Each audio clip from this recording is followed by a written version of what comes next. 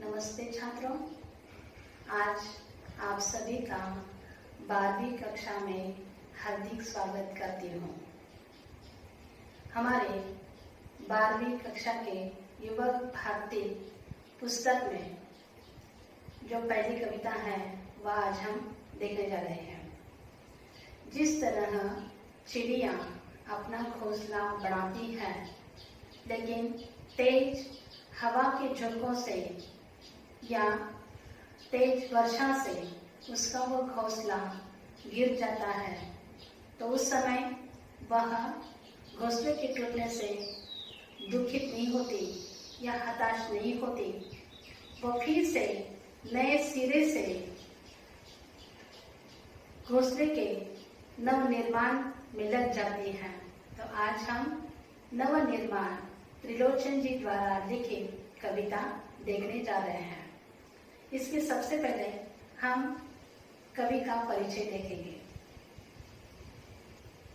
त्रिलोचन जी का जन्म 20 अगस्त 1917 को उत्तर प्रदेश के सुल्तानपुर जिले के कटघरा चिरानी पट्टी में हुआ। आपका वास्तविक नाम वासुदेव सिंह है। आपने हिंदी के अतिरिक्त अरबी, फारसी भाषाओं के निष्णात ज्ञाता माने जाते हैं। पत्रकारिता के क्षेत्र में आप सक्रिय रहे हैं। आपका काव्य क्षेत्र प्रयोगधर्मिता के समर्थन तथा नवनिर्माण करने वालों के प्रेरणा स्रोत बने रहे हैं।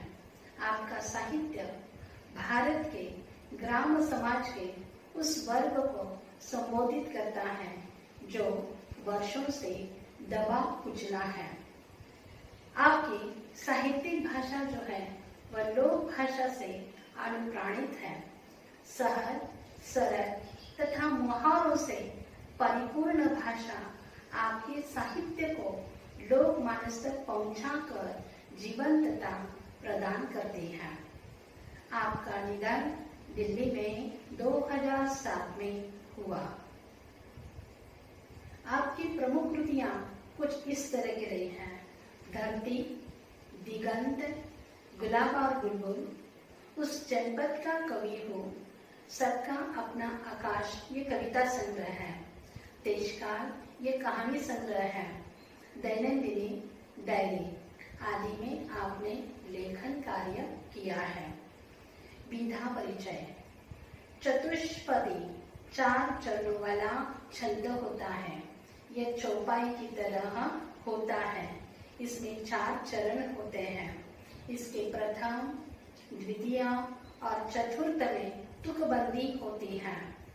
भाव और विचार की दृष्टि से ये प्रत्येक चतुष्पदी अपने आप में पूर्ण होती है। इसका पाठ परिचय हम देखते हैं। प्रस्तुत चतुष्पदियों में कवि का आशावाद दृष्टिगोचर होता है। वर्तमान समय में मनुष्य, सामान्य मनुष्य के लिए संघर्ष करना अनिवार्य हो गया है।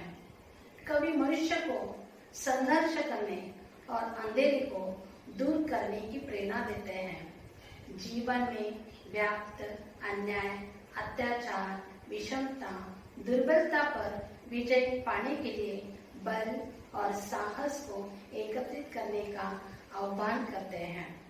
न्याय के लिए बल का प्रयोग करना समाज के उद्धार के लिए श्रेयस्कर होता है। इस सत्य से भी कवि अवगत करते हैं।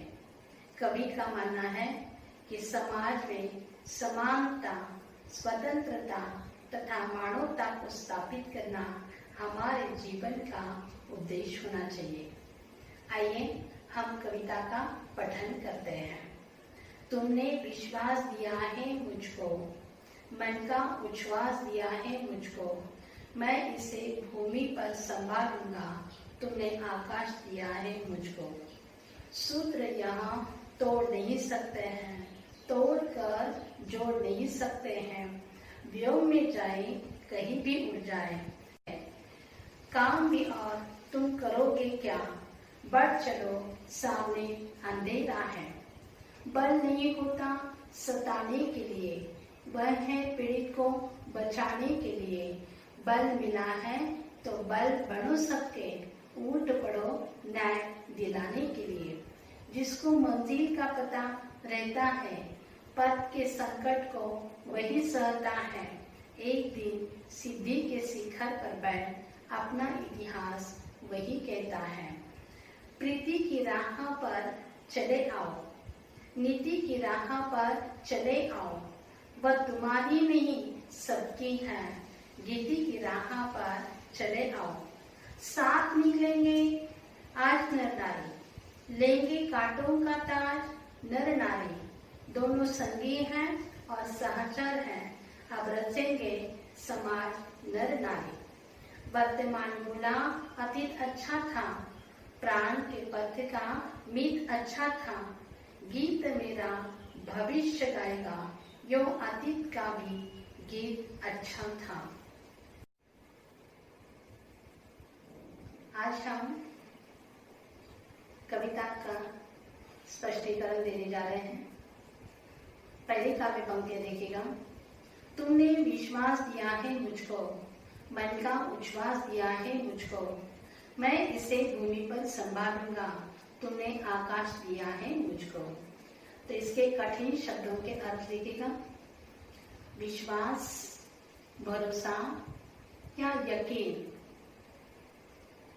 उच्छ्वास, गहरी सांस, भूमि, धरती,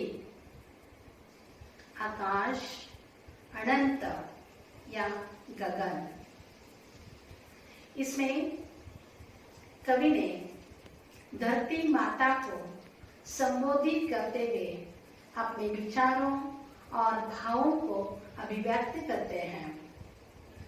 कवि कहते हैं कि माँ, जिस भरोसे से, जिस यकीन से तुमने मुझे यह जीवन प्रदान किया है, जिसमें मैं गहरी सांस लेने में समर्थ हो गया हूँ, मैं इस धरा पर उसे सदा की भांति संभाल कर रखूंगा।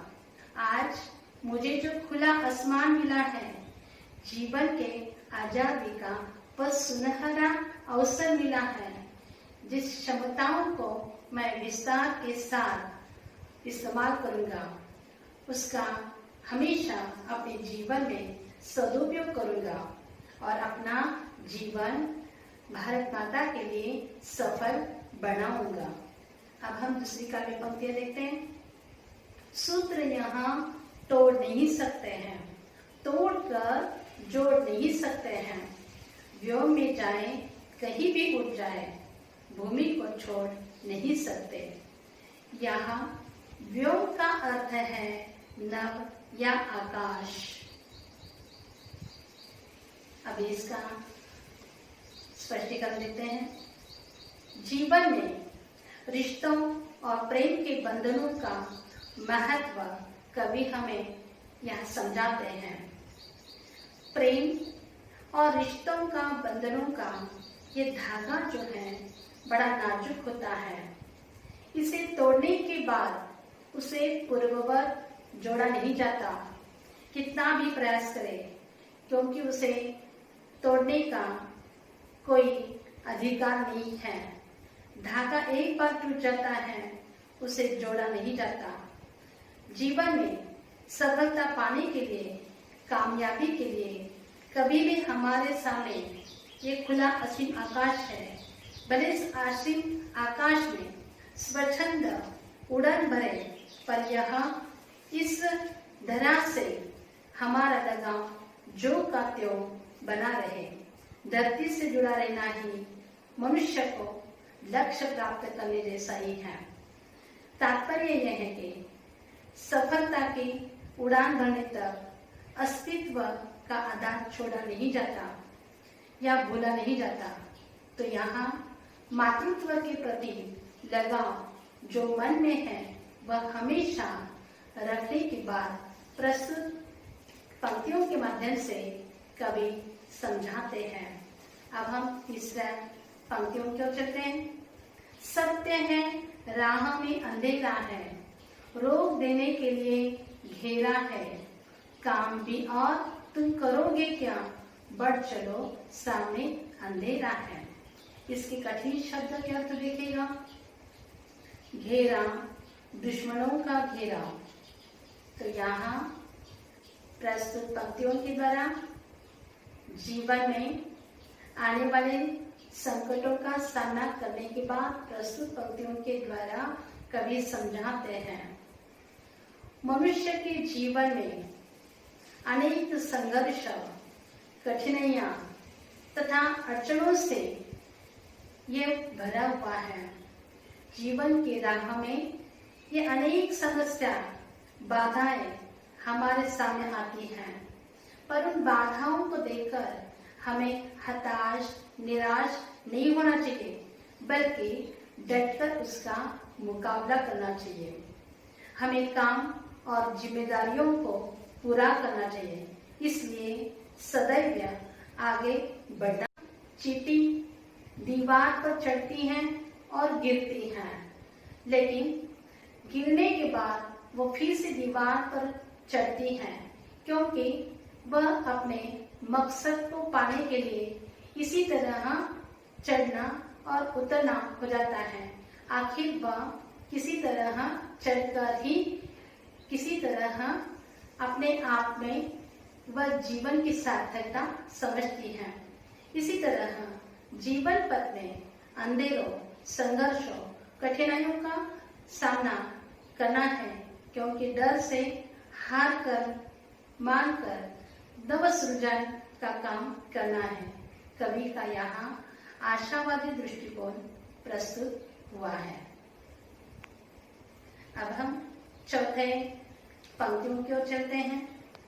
बल नहीं होता सताने के लिए, बल है पीड़ित को बचाने के लिए, बल मिला है तो बल बढ़ो सबके, उठ पड़ो न्याय दिलाने के लिए। यहाँ कठिन शब्दों के अर्थ लिखेगा। बल, शक्ति या ताकत, पीड़ित, व्यथित या दुखित। अब यहाँ प्रस्तुत पंक्तियों के द्वारा कवि ने अपने बल और शक्ति का उपयोग दूसरों की सहायता के लिए करने की बात यहाँ की है। ताकतवर या शक्तिशाली मनुष्य अपने बल या शक्ति का उपयोग किसी को सताने या परेशान करने के लिए नहीं करना चाहिए, बल्कि दुखित, पीड़ित, त्रस्तों की सहायता के लिए अपने बल का उपयोग करना चाहिए। पीड़ितों की सहायता तो करे, बल्कि किसी के साथ अन्याय न हो पाए तथा उसे न्याय दिलाने के लिए, उसकी सहायता के लिए आगे बढ़े। समाज में कोई दुखी न रहे, इसी का ही हमें ख्याल रखना चाहिए। जो दूसरों की सहायता करता है, भगवान उसकी भी सहायता करता है। यहाँ कवि का समाजवादी दृष्टिकोण प्रस्तुत होता है।